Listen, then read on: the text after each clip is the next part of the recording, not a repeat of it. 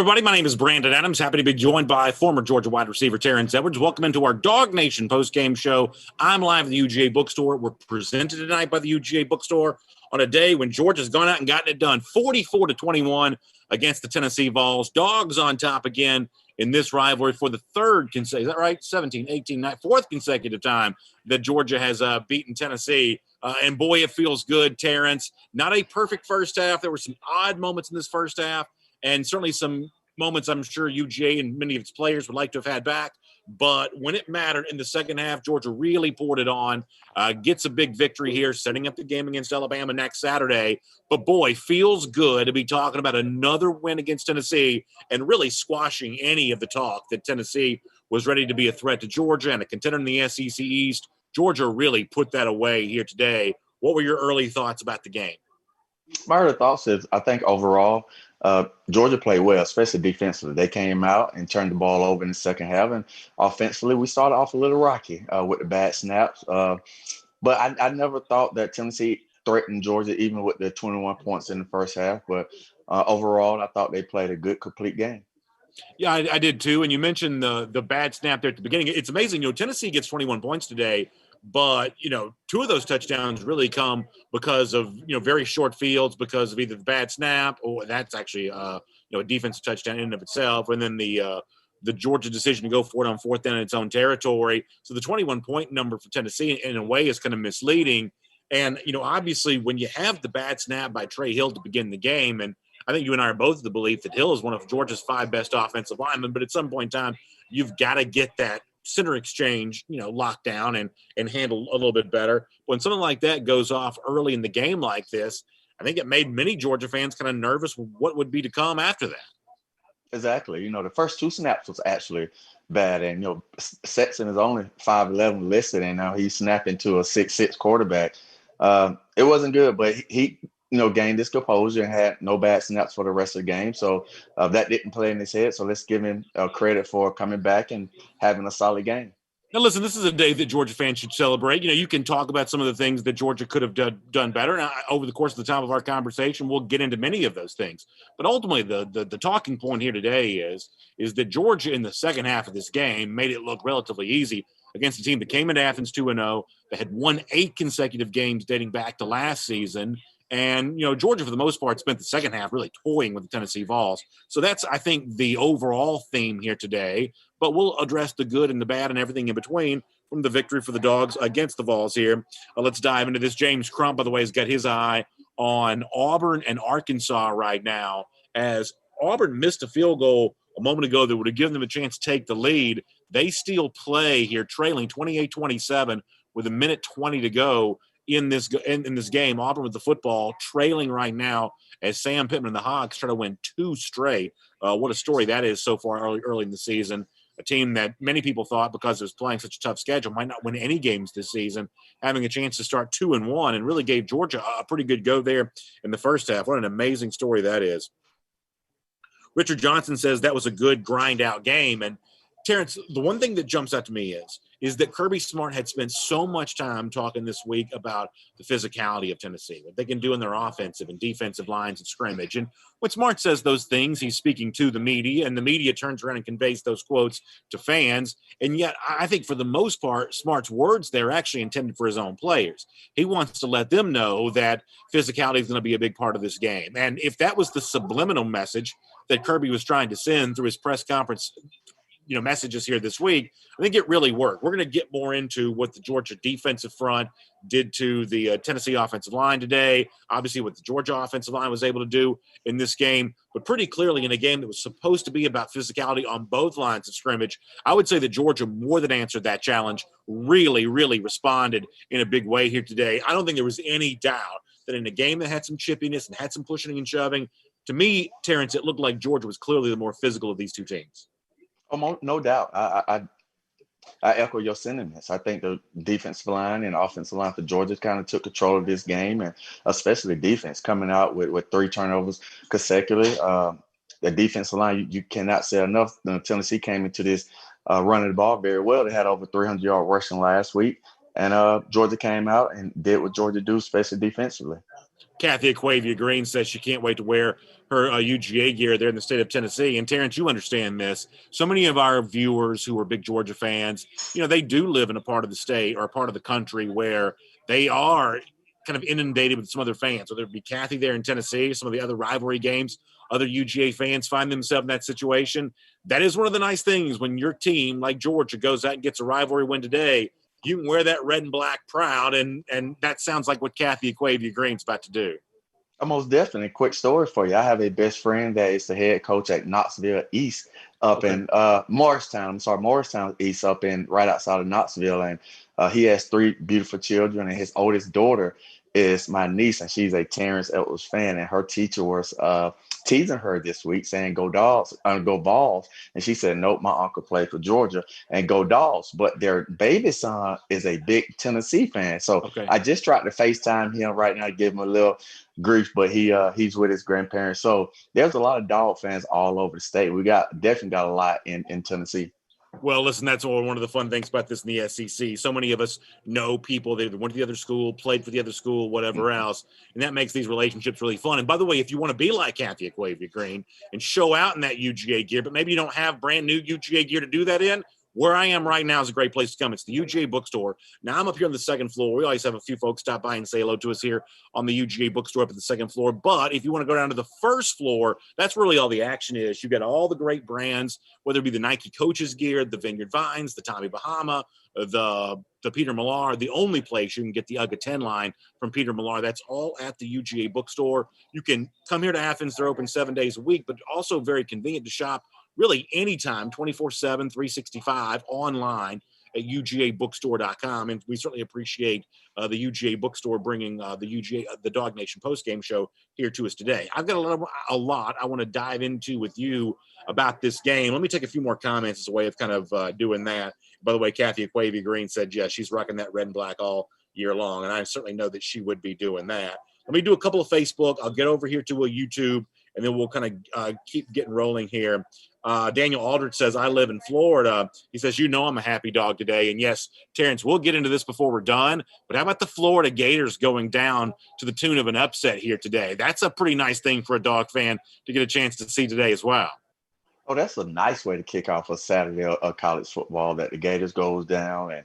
And defensively, they didn't look very well. Offensively, they're going to score points. Their offense is very strong. So that's a great way to start off your college football and end it with a Dogs win.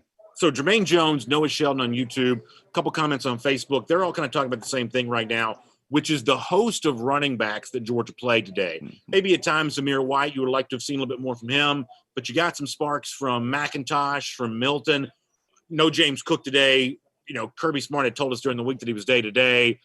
He was actually ruled out during the television broadcast, CBS getting access to information that the average fan or media person didn't have there. It was easy to speculate that Smart might treat Cook much the same way that maybe JT Daniels has been treated, or the way that Trey McKitty would have been treated last week. Only there in emergency situations. We'll never really know how healthy he was. But for the guys who did play, as I mentioned, Edwards gets some carries. Kendall Milton gets some carries.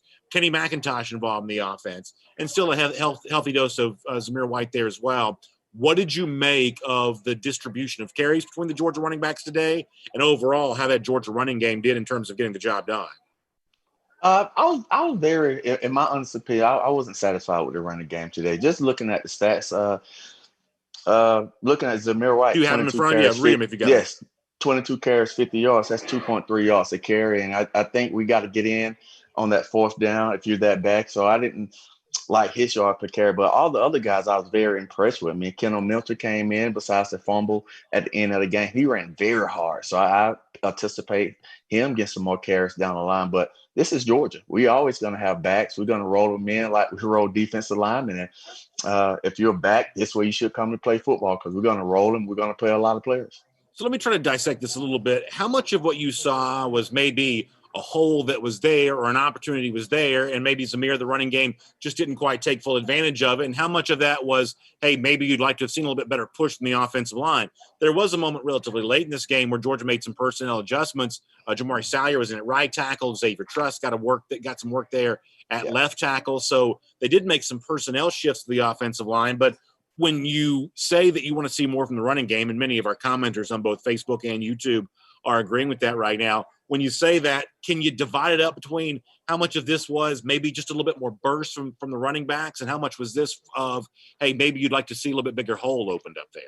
I don't necessarily don't need a big hole. I just need offensive line to be a body on a body. And I just need Zamir now to be able to jump cut in and out of those holes. He sees a hole and he just sticks his head down and try to bully himself into a 1 or 2 yards. But if you watch McIntosh run, if you watch Kendall Minton run, they are actually reading the zone blocks and jump cutting back.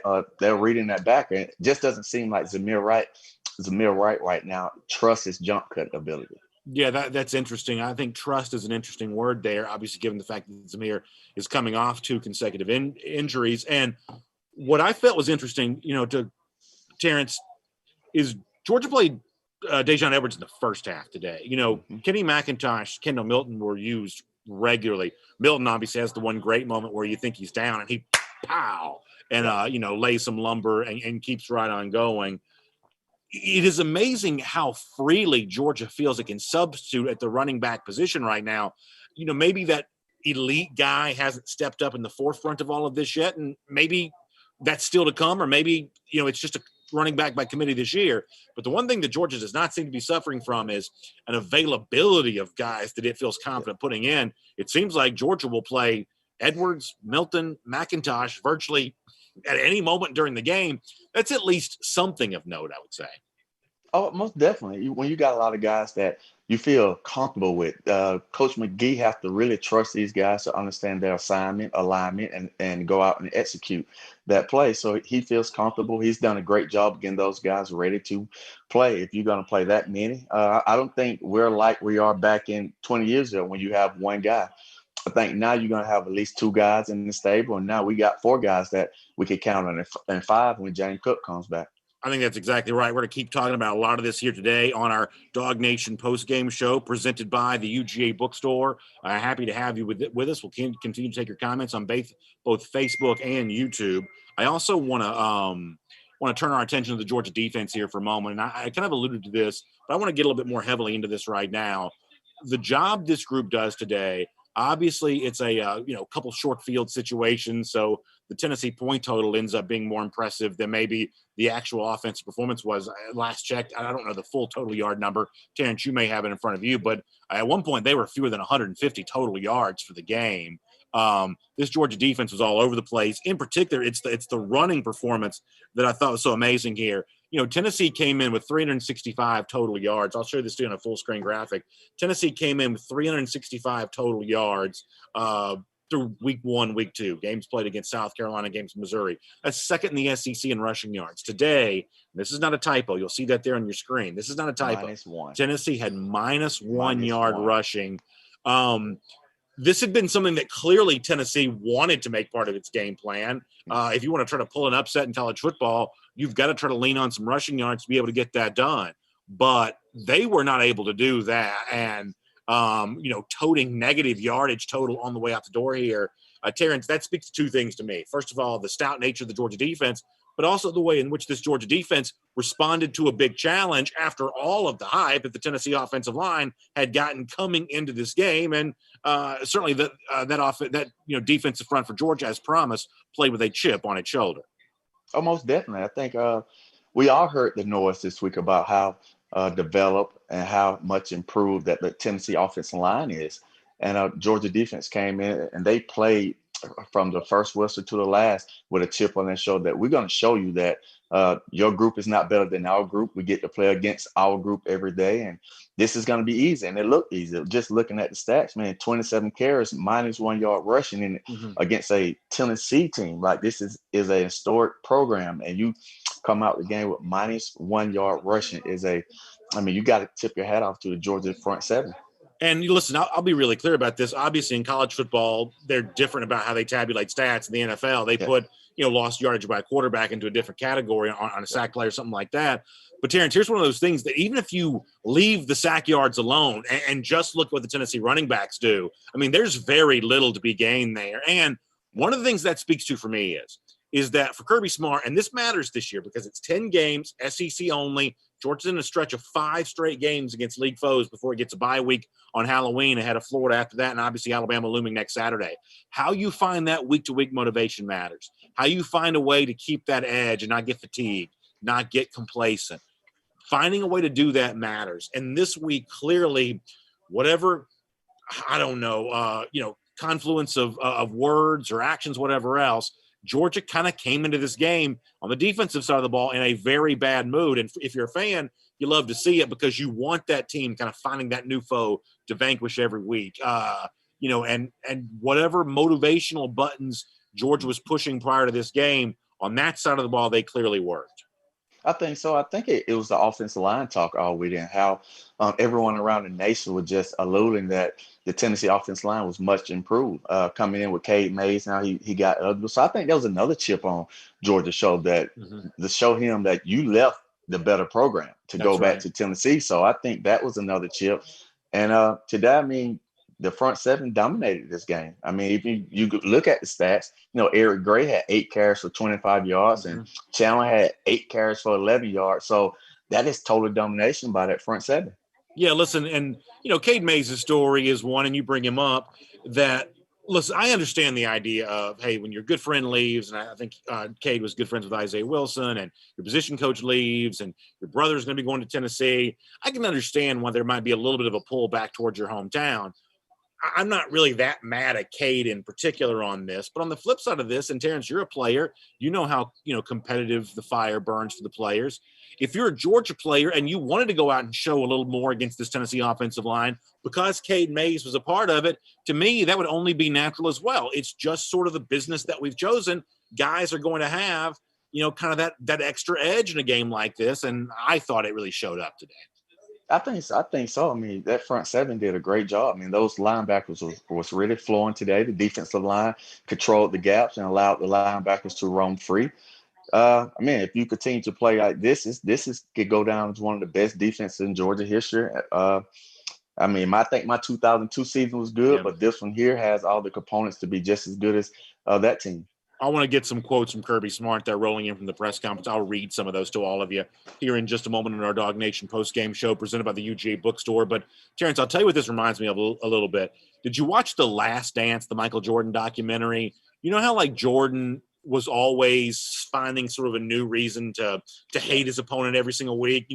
Everything is personal with him, right? This guy slotted me, that guy slotted me.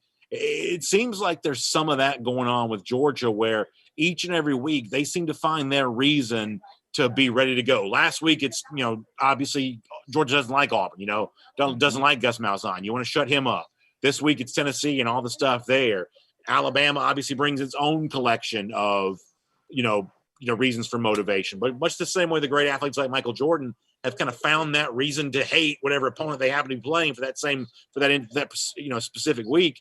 This Georgia team, especially on the defensive side of the ball, they seem to be pretty good at finding that competitive edge as well. I think so, B. I think you're going to have to this year, having 10 SEC games, and you're not going to have that so-called cupcake where you could kind of take a mental and physical break and knowing that you would dominate that opponent. But now you have to come out each and every week and play a SEC opponent. So you got to find that motivation and that chip to get your juices going. I mean, playing all these SEC games, it shouldn't take much because there's always a storyline going to each and every game when you play in the SEC.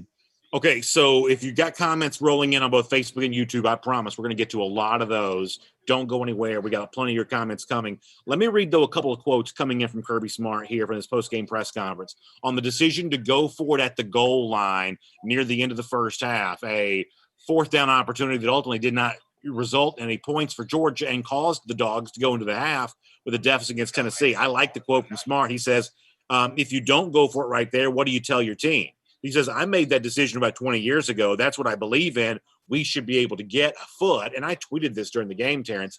Even though it didn't work out for Georgia, I still think it's the right decision.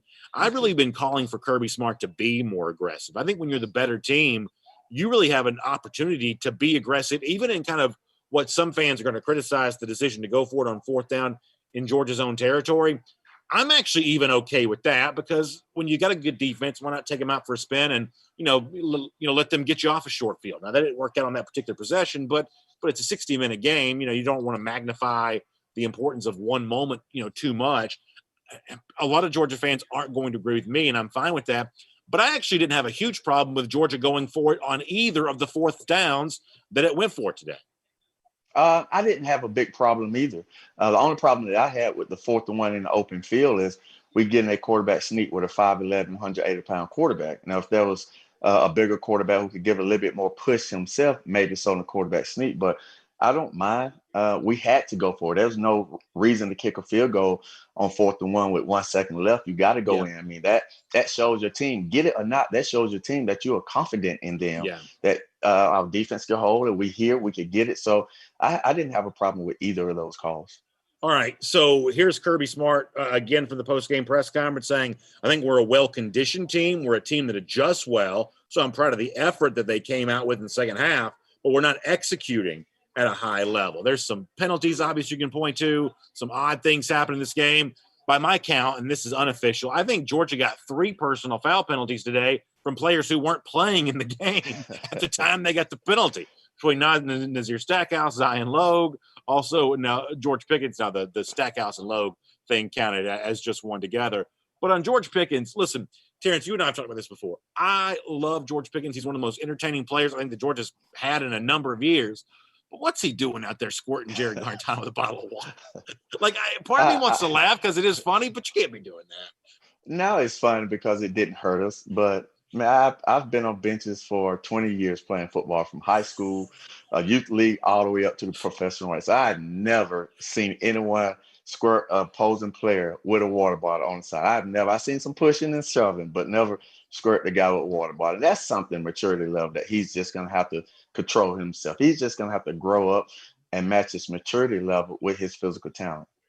Were you surprised that, or maybe not surprised, the right word, but it didn't seem like there was any in-game discipline for Pickens on that. He remained in the game, and by my count, I don't think he missed any playing time. Were you surprised they didn't do something for him in-game on that? Or do you think it's okay for the coaches to maybe just kind of shrug that off and say, don't do that again, but listen, stay in the football game because we need you real bad? I saw Coach Hank go over and talk to him, the receiver coach, Cole Hankton, so I'm sure he gave him a earful, and I'm sure Kirby is going to mention this in the team meetings as well. Like, we just can't give teams any life at all, especially playing in SEC, and that gave them a first down and move the ball. So I'm sure he's going to get a talking to, and the team also would get a talking to. Yeah, now this is one of those things, and you played, so I think you'll understand this. This is one of those things where, like, when they're talking about this in the big meeting room, I guess they're allowed to be in the big meeting room together. Maybe they're not during the coronavirus time, but everybody's going to have the real serious phase. But the moment the coaches walk out the door, they're laughing about this, right? Yeah. This is one of those things they're falling out over, right? I'm sure they're like, man, what is he doing? It's like they're going to say it's a big deal, and it should be because we got a 15-yard penalty. But at the end of the day, it didn't hurt us, and they're going to sit back and like, come on, man. He actually squirted the guy with the water bottle. Like, that is hilarious, but it's serious at the same time. That's a good way to say it. It's hilarious, but it's serious at the same time. All right, one more from Kirby Smart, and then I promise we're going to get a bunch of comments on the defense and the success they've enjoyed thus far this season. Kirby says they aren't a bunch of prima donnas. They aren't going to let them score. They hold each other accountable on that. And, Terrence, that is one of my favorite things about this era of Georgia football. Late in these games when the decisions all, essentially decided, we know who's winning the game, this Georgia defense is not looking to give up points, and they get mad when they do. There is no garbage time letdown with this Georgia bunch. Oh, no, it's not. That's the accountability that they're holding and the standard that they're setting for themselves. So I actually love it. Saw the number one defense go back in, and they don't want to give up points. That's their goal. That's their job, not to let the opposing team score, and they're taking that very seriously. Santiago Diarn checking in. He lives in Missouri, asking us to be at Missouri. I'm looking forward to hopefully being there myself, so we'll see how that goes down. Jacob O'Neill says Kendall Milton reminds him of Nick Chubb. Certainly this was a guy during the summer that I don't know that was fully healthy. He dealt with some hamstring stuff. There was the one photo his dad put up that time where he was, wearing the black non-contact. A lot of the folks who saw the third and final scrimmage, a few more people saw that one. Milton was essentially, to my understanding, not used very much that day, also wearing black non-contact jersey. Terrence, he looks healthy now, man. He's tough, man. He's physical. He really packs a wall up, and I'm guessing we do see a good bit more of him on the way here. I think so. He's built more like Todd than in the other That's backs, interesting. a bigger 6'1", 220 pounds, but he also have the balance of Chubby. So he brings a good blend of balance and power. And if you're going to tackle that young man, you better bring your hard hat, because he's going to bring the all the 220 pounds that he wears. But he just got to protect the ball. That last one is fumble, but I'm gonna give it to him. He ran hard, and a couple of those runs were very instrumental of keeping the drive alive. Georgia fans very on brand right now for the school that's known as RBU. We've got a gazillion questions about running backs. Lucy Bowers-Boykin mentioning Kenny McIntosh. And I'll tell you this, Terrence, I've never met Kenny personally, but if I ever did, I'd have to give him an apology, because I thought he was a good player coming out of high school, but I thought he was like a bruising, run between the tackles type running back. He's way better. I've said this now a million times, but I can't stop saying it because of how wrong I was. He is a way better athlete, elusive, the straight line speed on kick returns. He's a much better athlete than I initially thought he was. If I ever see him in person, I'll have to tell him I'm sorry, because I didn't give him enough credit when he first signed with Georgia. I saw his film. I saw his tape from his junior year to his senior year, and it looked uh, very different. I've talked to a couple of his high school coaches who I met throughout the camp circuit, and they told me that this kid was going to be special, and I actually love the kid. I think he's our best back that we have right now, honest with you. He brings a blend of speed, power, and the catching ability. So I actually love this kid. I think he needs to get more carries. All right, Trey Dukes brings this up, so let's move over and talk about Stetson Bennett here for a moment. I think when you look at Bennett today, the honest truth is that I thought Bennett did his job. Not a perfect day necessarily, but I thought Bennett, like I said, I thought Bennett did his job. And what Trey asked in our Facebook comment section is, do you think that Georgia can beat Alabama with Stetson Bennett? We'll get more heavy into the Alabama game, before we're done on the show. But as far as Bennett's role in that, I thought there was way more good than bad for Stetson Bennett today. And for someone who played a very good game against Auburn last week, I thought to follow it up with what today was, at the very least, a very solid performance, if not another very good game. I don't have a lot of complaints about Stetson Bennett today. Now, Trey saying, well, you're not answering the question, do you think that Georgia can beat Alabama, Stetson Bennett? I'll be very honest. I don't know that yet. I don't know. I've got a full week to think about that. But in terms of what you got from Stetson Bennett, once again, I'm not sure who would have played better over the course of the last couple of weeks that Georgia could have had a quarterback, Jamie Newman, JT Daniels. I'm not sure either of them are outplaying Stetson Bennett here over the course of the last couple of Saturdays. I, for the most part, kind of think that Bennett has done his job. I think so too. I think he's, besides one throw today, that one that should have been picked in double coverage, I thought he played a masterful game. I thought he used his legs when he had to. He threw catchable balls, and the receivers caught the ball on his stride. I thought he played a great game without really knowing the play calls and getting films and knowing his reads from the outside looking in. He did what he had to do. And if he continues to play like this, yes, I think we have a great opportunity to beat Bam. Why? Because he's not turning the ball over. He's not putting his team in bad predicament. So that's why I think with the defense we play, him managing the game in the way that he should manage, and we run the ball, we have a legit chance of beating Alabama next week. And listen, you mentioned the interception there where the safety comes over and really should have picked that ball off. Here's the thing I'll say about that. And Terrence, I've been consistent on this. I'm not trying to be a Stetson Bennett apologist. I've been consistent about this. That George Pickens, if I know that he's Georgia's best receiver, obviously, someone like you who studies the game film and things like that closely, that. Well, the Tennessee coaches and every team that Georgia plays, they're going to know that as well. If you're never willing to force the ball to George Pickens, and I know a lot of fans aren't going to agree with this, but this is my opinion. If you're never going to force the ball to George Pickens, then a lot of opportunities for George Pickens to catch the ball, you're simply not going to be able to provide those to him because he's going to have that safety coming over. He's going to have that kind of bracketed coverage. I don't want to see Georgia forcing the football to a player who's maybe not a dynamic playmaker, but honestly, I can live with the occasional force in the direction of George Pickens. Even if that ball had gotten picked today, I would have said, well, at least the reward was worth the potential risk. I'm not trying to just defend Stetson Bennett, left and right here, but on that particular moment, I've got no problem with that throw because I do think you've got to occasionally force it if you want to get the ball to George Pickens. You do. He's your best receiver. But I can tell you this, BA, being a guy that was a number one receiver at Georgia, having guys on the opposite of you helps.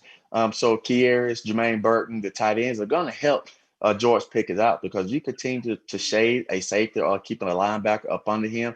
Other guys have got to beat one-on-one coverage, and we're actually beating one-on-one coverage right now with the other receivers. So it's going to get much easier for George, because teams are not going to be able to shade his way for 60 minutes of the game. They're going to have to play straight up, and he's going to get his opportunity once defensive coaches realize that Georgia have other receivers outside of George. The numbers for Bennett today: 16 of 27, 238 yards, 2 touchdowns. Did not throw a pick, but as Terrence Edwards just pointed out, came very close to throwing one there in that particular moment. After 9.6 yards per attempt last week, this week he comes through with a 8.81. Once again, that's going to put you, if you could go 8.81 yards per attempt for an entire season, that's going to put you in that kind of, certainly I don't want to say upper tier necessarily, but it's going to put you closer to the top than it is the bottom. Those are really pretty good numbers for Stetson Bennett. And to think they came on the heels of another strong statistical performance against Auburn, you can complain about a lot of things from today's Georgia game and highlight some things that need to be better, but I really don't have a lot of complaints about Bennett, Terrence. I don't either. He's doing his job. Is he that 6'3", 230-pound quarterback that we're normally with the big arm? He's not that, but he's the mailman. He delivers catchable balls to the receiver. He does his job as well as the coaches can ask him to do. Let me see if I can pull this up real quick. So Stetson Bennett, where he was today, about 8.8 yards per attempt. If you put him in that category for a full season at 8.8, you're talking about a guy that's going to be tied for 14th in the country. If he could match that for a full season, 8.8 yards per attempt, that'd be 14th best in the entire country if he could do that for a full season. So right now, Stetson Bennett's giving Georgia a pretty good statistical performance. Now, Trey Dukes in the Facebook comment section says, yeah, but can he beat Alabama? You say that you think he can. I mean, honestly, I think Alabama's a stiff test for Georgia this upcoming week. The truth is, I thought Tennessee would prove to be a stiffer test than it turned out to be. But clearly for Bennett, on the road in Tuscaloosa, if he is indeed the starter for Georgia next week, and I have no reason right now to think that he won't, then clearly that's a massive step up in competition. I don't think either one of us, Terrence, are going to deny that. No, we're not. Actually, we played down in Tuscaloosa. That's a hard place to go play and get a win. It's a big test, but can we do it? Yes. We have the talent. We have the coaches. We have everything that we need to go in and win a football game. We're going to have to go and play clean on special teams, clean on offense, and clean on defense, and limit Alabama's big playability from the receivers that they had. So our best is going to be against their best. That's their offense versus our defense. That's what it's going to come down to. We should remind folks that Terrence says, hey, Bryant-Denny Stadium, tough place to go get a win. But in 2002, that's exactly what Terrence Edwards' Bulldogs did, and what was a really good game. Believe it or not, Georgia's only played in Tuscaloosa once. Is that right? Yeah, once since the 2002 game that Terrence won. Georgia was also a winner in 2007, and Georgia hasn't been back to Tuscaloosa since then. So kind of an amazing streak of games, away from Tuscaloosa. Your great win there in 2002 as part of an SEC championship season. Georgia's walk-off win in 2007 and Nick Saban's first year. Georgia's obviously had a couple of losses in neutral ground and lost in Athens in 2015, but haven't been to Tuscaloosa in a long time, Terrence. Yeah, I hope a coach come out, some legendary coach come out and say Georgia's not man enough to beat them, so we can have some more bulletin board material to go in, because that's what we played on all week. It was everywhere. It was plastered around butt smears. Georgia's not man enough. So, they tested our manhood, and we went and proved that, we could beat the great Alabama there. So I think this team is going to find some motivation this week as well to plaster around the butt smear and go and try to pull out a win.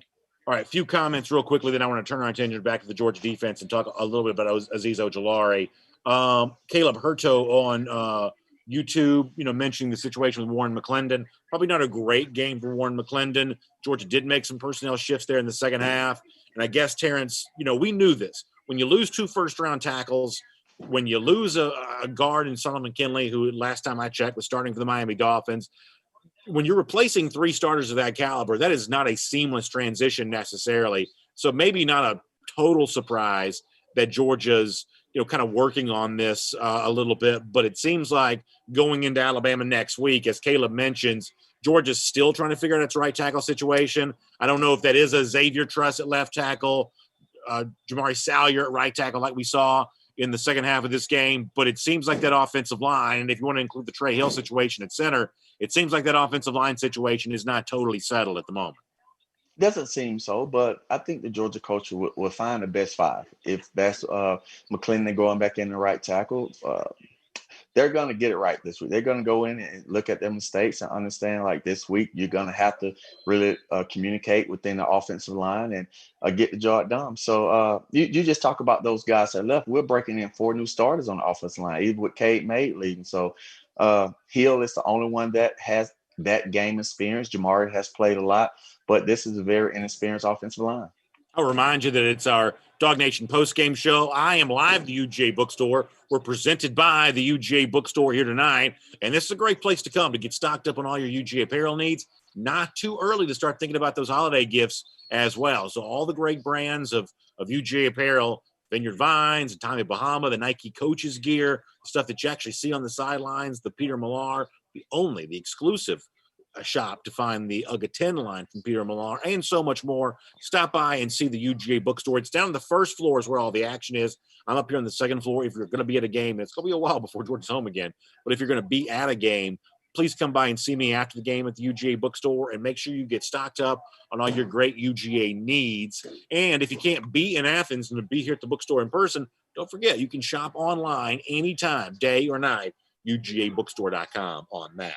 Let's get a few more comments on both Facebook and YouTube as we roll on here in our Dog Nation postgame show presented by the UGA Bookstore tonight. Frank Patterson mentioning Trey McKitty.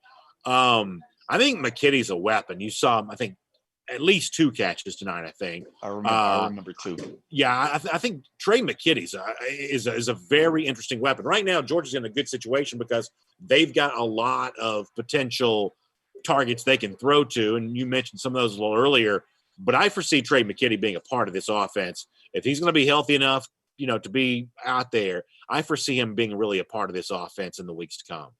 I think so too. As he gets healthier throughout the year, I think he's going to be a valuable weapon, just controlling the middle of the field. You saw his 2 catches today off play action with those linebackers sucked into the gap. He's able to get behind those, and he catches the ball in traffic. He's a big body, and I'm excited to see him get more opportunities. I have no research to back this up, so there's a chance I'm wrong.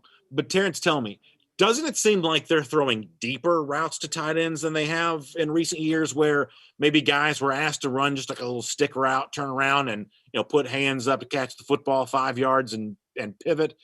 It seems like with the Washington catch against Arkansas, some of the stuff you've seen from John Fitzpatrick, including him getting a chance to score a touchdown, a couple catches from McKitty today, it seems like they're letting tight ends run real routes right now, which to me seems really fun.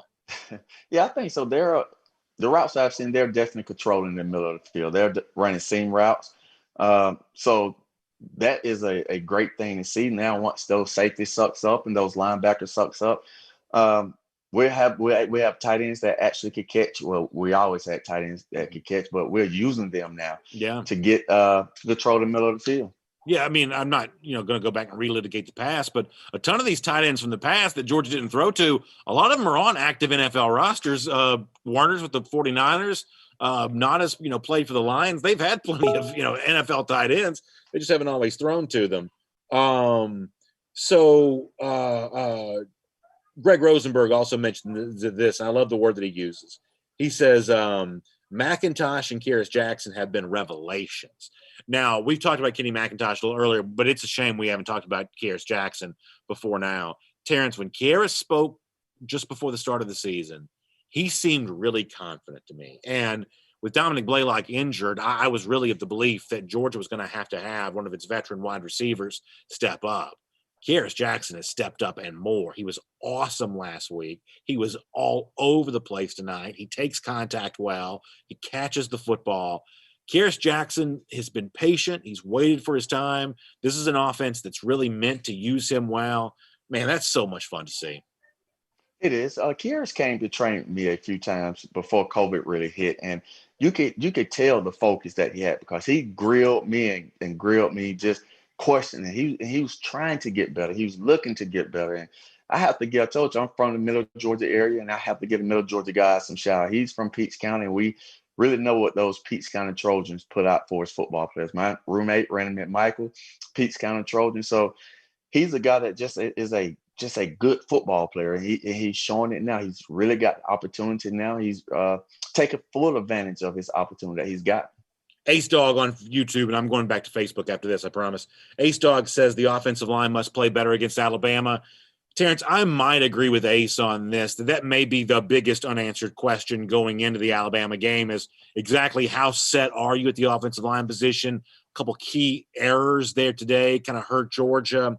I don't disagree with the commenter that that's a real unanswered question going into the game against the Tide coming up on Saturday. I think so. Nick Saban's going to bring these excited blitzes, twists, and stunts. So the offensive line got to be prepared, and we got to get some movement. I think we got to have a better running game from Zamir. We can't go in there and run 2.3 yards carry when we give them 20 carries. So it's going to be big. I think it's going to be the motivation for the offensive line again that, you have to play better. We're going to put it on your back to lead us to a victory.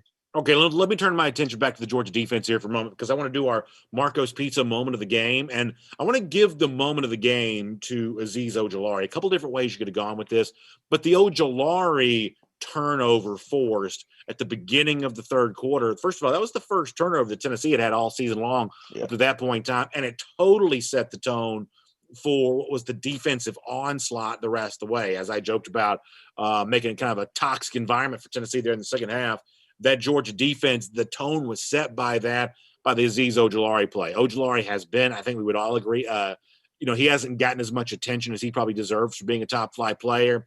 That big moment, another example of that, really laying the lumber in a nice way. And the Georgia defense never looked back after that. So, Terrence, how do you feel about the Ojulari forced turnover in the third quarter being our Marco's Pizza moment of the game? I agree with that. I think that was a big turning point. That was a pivotal moment to come out and establish your dominance in the first half. And the first series, you go out and create a turnover. And that's what lights fire in the crowd, that lights fire in your teammates, and that lights fire in the whole stadium. Just be able to create turnovers and give the offense short fields. Yeah, I think that's exactly right. By the way, speaking of our friends at Marco's Pizza, a great game day choice for you. Big savings. It's not just, good food. It's also at a great price. They get all kinds of specialty pizzas right now. Plus, the pizza that you are going to be served up, cooked in a 450-degree oven. Then after that, it's not touched. It's contactless, right there into the box, and then right there to you at your doorstep. That's how Marco's Pizza takes really good care of you. Dog Nation game day favorite as well. Great savings. You got a large one-topping pizza. You can get 10 wings, 10 dippers. Right now, that's just $17.99. So check that out. Go to the Marco's app, marcos.com. You can save big on that. And congratulations to Azeez Ojulari for being our Marco's Pizza moment of the game. All right, few comments kind of coming your way here. And Jeremy Chapman, I didn't quite see this because I was scrambling to get the post-game show ready, said Channing Tindall kind of finished the game with a big sack. You'd love to see that for Tindall. Terrence, I would say that Tindall's just one of these guys, and Georgia's got a lot of them who are, kind of waiting for their turn to play. Kearis Jackson, who we just bragged on, used to be one of these guys. There's no doubt in my mind that Channing Tindall can play at the SEC level. It's just a matter of, when his moment's going to come. But it's nice to see him taking advantage. I didn't see it, but it's nice to see him taking advantage of his moment when it does come here today. I always tell my guys, you never know when that opportunity is going to present yourself. So take full advantage of every opportunity that you get. It doesn't matter if it's in crunch time or in backup time. Go and put your resume on tape. And he's going to show that he can be an impact player if he gets the opportunity. Thank you to Scott Gentry, who's letting us know that in Oxford, Mississippi, they're getting ready to come to the end of the first quarter, and it is going to end right here. Right now, Alabama, Ole Miss, 7-7. We'll get you updated on some of the scores here before we're done here. But much the same way that Georgia was in a little bit of a scuffle with Tennessee in the early going, it looks like right now Alabama is much the same way there against Ole Miss. We'll continue to follow that. Mike Mazzell says Matt Corral is moving the ball well against Alabama. Like, the one thing I did think about Ole Miss in this game is Obviously, I think that Corral is Lane Kiffin's quarterback of choice, but I almost wondered if, as a way of keeping the game close, if they might not play John Rice Plumlee a little more today because, Plumlee had the good game against LSU last year. I think that Corral is Kiffin's quarterback, but I had kind of wondered if they might play John Rice Plumlee a little bit in this game. So we'll keep an update on that a little bit more. Terrence, if you don't mind, let me run through a few more comments, and then we'll just kind of keep it hopping here on a Saturday night. Bearded Dog says that he thinks Bama's defense is on notice. We'll continue to watch for that. Dog 57 says Ole Miss is giving Alabama a game right now. Just a matter of time before one of Saban's former assistants coaches defeats him. Hope Kirby is the first. So it's been 20 straight, I think the number is, of former Saban assistants who haven't been able to beat Nick Saban. Lane Kiffin, obviously, another one of those tonight. It may be 0-21 if the expected outcome happens tonight. I'm sure you're like me. I wouldn't mind seeing Alabama have to be in a little bit of a fight against Ole Miss here today. Expend a little energy before next Saturday's showdown. Can only help, right?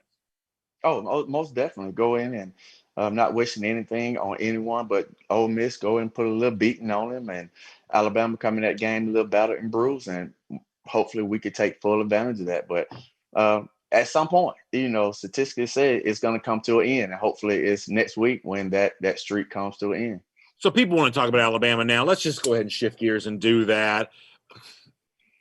Terrence, I agree with what somebody said a little earlier. Offensive line's an issue for Georgia right now.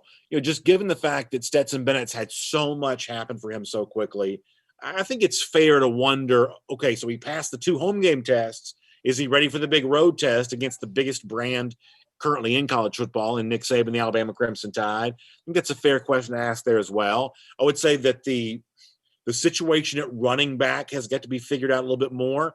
I'm going to be slow to change my mind on Zamir White, much the same way I was slow to change my mind on James Cook after the Arkansas game. And I feel like that patience was rewarded when Cook was healthy last week against Auburn. But admittedly, I do think that Georgia's got a fairly substantial list of things it needs to figure out ahead of a big Alabama game like that coming up this upcoming Saturday. Oh, most definitely. We haven't played, especially offensively, we haven't played a good 4 quarters yet. So we're going to have to go in and put 4 good quarters, especially offensively, to stay in competition with these guys. I think this game is going to boil down to our strength. That's our defense versus their strength, their offense. And it's going to be a big test for our secondary because they got some guys on the outside who could definitely fly. So it's going to be a big test defense. And this is going to really show us where our defense is really at. Yeah, I think that's such a good point, Terrence, because, last year, Georgia, great defense, but did give up 37 points to LSU. Gave up 35 the year before that against a very good Alabama offense. Go back to 2017, pretty good Auburn offense, found a way to score 40 points that November matchup there in Jordan-Hare Stadium. That no doubt Georgia has a great defense, but sometimes in the current age we live in college football, you're left to wonder, can a great defense still stop a great offense? And, maybe Alabama is or isn't a great offense. They played certainly really, really well through 2 weeks. That's another one of those unanswered questions for me is it still possible for great defense to go out there and really beat up on a truly great offense and hold an offense that's scoring against everybody, hold that team to kind of a small number in a game like this? Oh, it's just like one of those great scores in basketball. You know you're not going to be able to stop them. You just hope to contain them, and we just can't allow them to get big plays. They're gonna have to march the ball down the field, and hopefully we can get them into 3 and outs and some field goals. Just can't get them on those big chunk plays that they're used to getting, going down and 2 or 3 plays and having a 50-yard bomb. So we have to keep everything in front of us. We have to contain them, and we have to just slow them down, and hopefully our offense and special teams can come up with enough plays to win this game. 759-5276 on YouTube says that we will beat Alabama. Watch what I say. So feeling confident there. Looks like I think that's Dante Edie, who's been on both comment sections tonight. Says 44-21. That's the toxic environment Cade Mays was talking about. You love to be able to see that. Georgia fans having a good time tonight.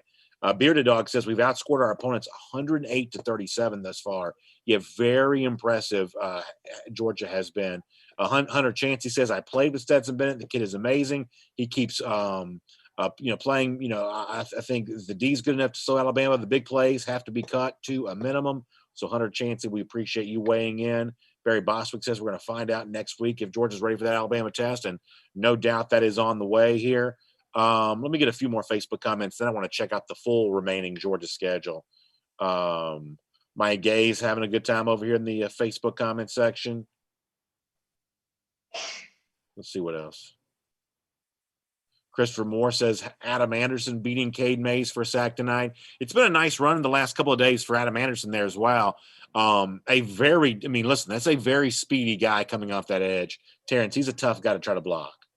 Oh, he is. I think he's in a perfect role right now that, as you mentioned last week, he was in the same role that Walker was in a few years ago, just that pass rush specialist. And he's doing a great job. I was talking to our offensive line coach at Pace, who actually coached Jamari and Andrew, just how Adam Anderson can bend at the point of attack. And he gets so low and he's so explosive. It's very hard for the tackles to get their hands on him. And I think the Georgia coach is putting him in position to be successful.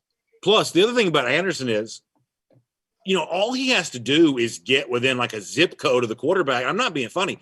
He's got that great wingspan. NFL teams are going to love that wingspan because, when you're getting blocked and you're trying to get around, when you can do the big reach, that's enough to, bear paw football out of a quarterback's hand or just get that, grip on that jersey and maybe bring a guy down. That speed that Adam Anderson possesses is a real weapon, but that wingspan, deflecting passes, whatever else, NFL draft scouts are going to love that Adam Anderson wingspan at some point in time. Oh, most definitely. He definitely have a long wingspan, like Leonard Floyd was a few years ago. Yeah, like good comparison. Just very long and slender looking, but he's a guy that, he's a pass rush specialist. Probably won't be a 3-down player, but he's going to go in and if you have a specialty, they'll find a role for you. All right, let me highlight a couple of things remaining with the rest of the Georgia schedule. Obviously, everybody's kind of, geared up for the Alabama game next week, 8 p.m. CBS. That's already been announced. But it's a kind of an interesting schedule for Georgia after that. One way or another, whatever happens against Alabama, it is a long time before we're back between the hedges again. Georgia will be at Kentucky on October 24th, a week off after that for Halloween, then in Jacksonville for November 4th, a road game at Missouri on November 14th. And then after that, Georgia returns home again November 21st against Mississippi State before playing at South Carolina and then home against Vanderbilt to close out the season. But it's essentially 6 weeks before Georgia comes back home again. A little bit of a schedule anomaly. You have this happen for Georgia every now and then, but this is one of those examples where Georgia going to go for a long stretch without being, here at home. And what happens while they are away will go a long way towards determining just how much of a real contender Georgia really is. They are too, that's just what it is this year. So they're going to have to go on the road and face conditions that a lot of those guys are not used to. Being able to fight off the crowd, fight off not sleeping in your own bed or in your home city. So there's a lot of factors that as a young team, you're going to have to overcome. But I think we got great leaders to get these guys ready to play each Saturday. Clemson already up on Miami 7-0. They may be driving, looking for more here.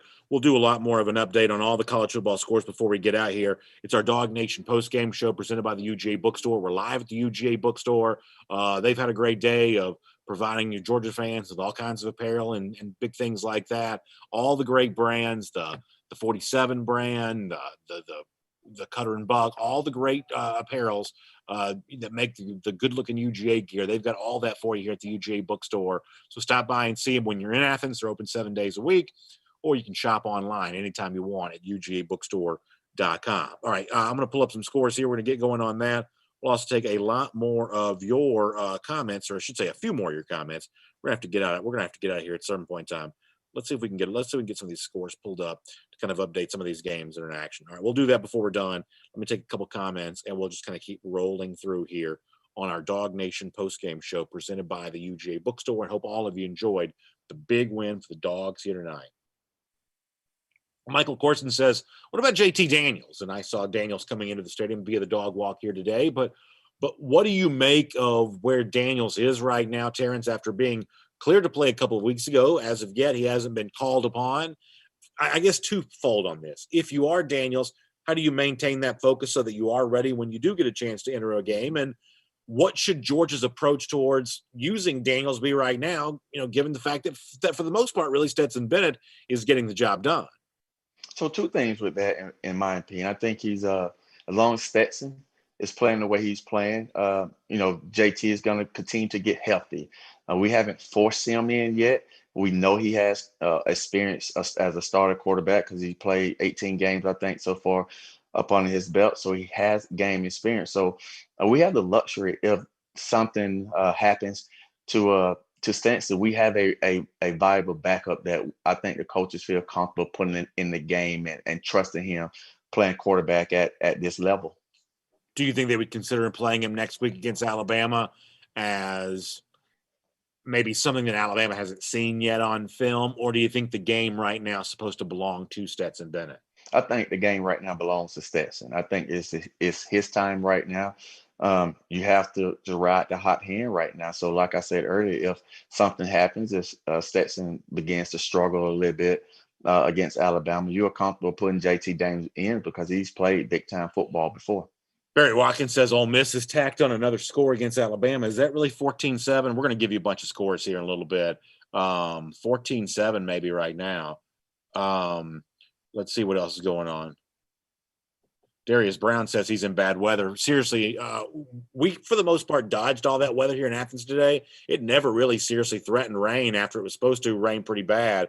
For those of you who maybe do find yourself in kind of in the way of some weather here, certainly y'all stay safe, and we'll be thinking about you and praying for you. Maurice Saudi says, I think we can easily beat Alabama. I said what I said. So Maurice feeling pretty good about this game, Terrence. I love to hear that. I like the confidence. I don't know about easy, but if it's a 1-point victory, I'll take any kind of victory we could get. All right, a few more comments. We're going to get ready to do some scores, and we'll get ready to get y'all out of here and let you enjoy the rest of your night. Some folks on the YouTube side complaining about a bad call that goes against Sam Pittman in Arkansas. I didn't see that, but some folks are upset about that. Jay Shipes, though, happy about a Florida loss today. All right, y'all want to do scores. Everybody's talking about scores. Let's just do scores. I'll pull them up here. We'll get a bunch of scores. Florida State right now, surprisingly on top of Notre Dame, 17-14. We'll throw the full screen graphic for our scores up here too. Some of these games are ongoing. We can't really update them all. We're in the game. Clemson 14-0 right now on Miami. That one's ongoing. As one of our commenters mentioned, Ole Miss is taking a 14-7 lead on Alabama right now. That is interesting and worth watching. No score yet. Kentucky, Mississippi State, Wildcats at home, trying to avoid going 0-3. But the one you really want to talk about, Texas A&M, 41-38 over Florida today. Terrence, it could not happen to a better bunch after all the hype and the praise that Florida's gotten. We told you that defense is going to be a problem, and it was for a third consecutive week. They go into Kyle Field, and Jimbo Fisher has only lost once in his career to Florida, was great against the Gators when he was the head coach of Florida State. He found a way to get it done again. You love to see it, and that's about all I can say about that. Exactly. That's a great way to start off your Saturday of watching college football. So I saw them lose, and I have a lot of Gator friends that I'm friends with, and got an opportunity. I haven't even got an opportunity to troll them yet. I have to wait to see that Georgia wins first before I start trolling other people. So I waited. So I'm gonna get my Tennessee folks after we get off. I'm gonna get my Florida folks after we get off, and Auburn lucky that they pulled out the win. I saw a headline. It's a controversial call. I don't know what happened yet in the Arkansas-Auburn game. So I was waiting to get to Kios, but I'm going to get the guys that lost today because, I have to wait first to see if we win or not. Yeah, I had my phone out. I was about to fire off all kinds of tweets after Florida lost. Then Georgia snapped the ball 30 yards behind the quarterback, and Tennessee scored. I said, let me put that phone down for a little bit. Let's just see how this game's going to go before I start talking too much trash here on these Twitter streets. A couple scores to other note, South Carolina all over Vanderbilt 41-7. That's a final. Oklahoma does beat Texas today 53-45. Of course, the one that matters to you, Georgia on top of Tennessee 44-21. Auburn does slip past Arkansas. That one says ongoing on your screen, but that one's done now, as you know. That one's 30-28. So big day around college football. A lot of these scores. And some of these games closer than the experts thought. The other thing I did not mention is there's also an upset with LSU after LSU kind of bounced back last week. Not good stuff today against Missouri. This was a weird game in that it was supposed to be in Baton Rouge, got moved to Columbia because of the impending weather, and just an ugly performance to lose to what I would think of as a pretty bad Missouri team, 45-41. So the defending national champions now 1-2 on the season. That's an odd thing to be saying right now, isn't it? I also saw that Missouri had like a number of 3 receivers out of this game. So that's big. I don't know if there was the top 3 or there was in a rotation, but just having 3 guys out and still going to with the upset, that's a great win for Missouri. It is a great win for Missouri and also a great win for the Georgia Bulldogs. 44-21 against the Tennessee Vols today, getting it done in a big way. Terrence, before we wrap up here on our Dog Nation postgame show presented by the Uga Bookstore, how about a final thought from you both in terms of what you saw against Tennessee, what you hope to still see as you head towards the Alabama Crimson Tide coming up on Saturday? My biggest takeaway is we have to get our running game going a little bit better. We are running back you, and I think Zamir has to have a big week this week. I don't think 2.3 carries is going to get it done. Defensively, man, we've been lights out. We just got to continue to improve, get the tape, improve on what you didn't do as well as you should have. And next week, we just got to be able to limit Alabama big plays and control the line of scrimmage offensively and defensively. Couple final comments here from our Facebook comment section. Cecilia Grant Gagnon says it's the mailman's team right now. You stay with the chemistry. And obviously a lot of folks would agree with Cecilia on that. Barry Watkins said before the game, I thought Nick Saban was going to put 60 on Lane Kiffin. I may be right about that, but what I didn't realize is Ole Miss might get 67 on Alabama. Yeah, big point total maybe rolling in on that. Steve Bozeman happy that Georgia beat Cade May's team here tonight. Christopher Moore says any word on how recruits are reacting to today's game? You do know that Amarius Mims, who's been thought to be considering between Georgia and Tennessee, make the decision coming up on Wednesday. We'll follow that and see where it goes. By the way, Philip Jordan Wells has now proclaimed that he thinks that Mims will definitely be a dog after all of that. Anything else from you two before we go? Because we are running a little bit late. I hope I pronounced the name correctly. Anakemi Yodoko mentioning Monty Rice tonight. Rice also had a big hit on the quarterback and a very nice defensive moment late in the game. And if I mispronounce your name, I apologize, but you're right to bring up the big play that Monty Rice does have in this game. Monty actually got a sack, strip fumble, and a touchdown all in one play. So that's best stat. That's staffing the stat sheet. Yeah, no doubt about that. Really good stuff. Hey, to all of you for being here on our Dog Nation post-game show presented by the Uga Bookstore, thank you so much. Enjoy the rest of your weekend. We'll see you next week in and around Tuscaloosa for that big game. I'll see you Monday for Dog Nation Daily. And when you're in Athens, stop by and see me here at the Uga Bookstore after each and every game. Terrence, thanks for your time, and we'll look forward to talking to you soon also. Thank you. And to all of the rest of you, thanks for being here on the Dog Nation post-game show presented by the Uga Bookstore. Have a great weekend, everybody.